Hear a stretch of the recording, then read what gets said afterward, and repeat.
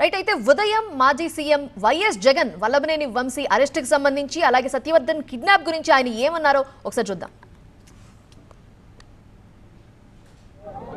12వ తారీఖున సత్యవర్ధన్ అన్న దగ్గర నుంచి ఒక తప్పుడు కేసు వాళ్ళ అన్నతో పెట్టించారు. ఏమని పెట్టించారు? ఈ వ్యక్తి సత్యవర్ధన్ అనే వ్యక్తిని కిడ్నాప్ చేసుకొని పోయారట. అది ఎవడో చూశాడట. ఆ మనిషి దగ్గర 20,000 రూపాయలు, సత్యవర్ధన్ అనే వ్యక్తి దగ్గర 20,000 డబ్బు ఉంటే ఆ డబ్బును కూడా లాక్కున్నారంట. లాక్కొని కిడ్నాప్ చేసుకొని పోయారట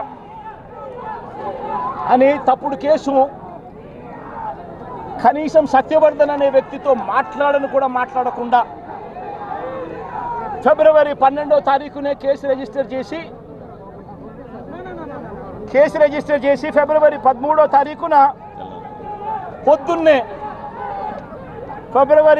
తారీఖున పొద్దున్నే వంశీని అరెస్ట్ చేశారు.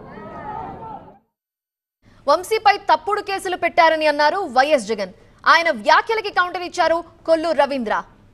ఆయన ఏమన్నారు చూద్దాం. ఇవాళ ఎవరైతే ఆ రోజు తెలుగుదేశం పార్టీ కార్యాలయంలో పనిచేస్తున్నటువంటి సత్యవర్ధన్ కంప్లైంట్ ఇస్తే ఆ కంప్లైంట్ ఇచ్చినటువంటి వ్యక్తిని కిడ్నాప్ చేసి దాడి చేసి సొంతంగా ఆయన కారులోనే ఎక్కించుకుని ఆ ఫుటేజ్లన్నీ ఉన్నాయి. ఒకసారి ఆ ఫుటేజ్ కూడా ప్లే చేయండి. వంశీ గారు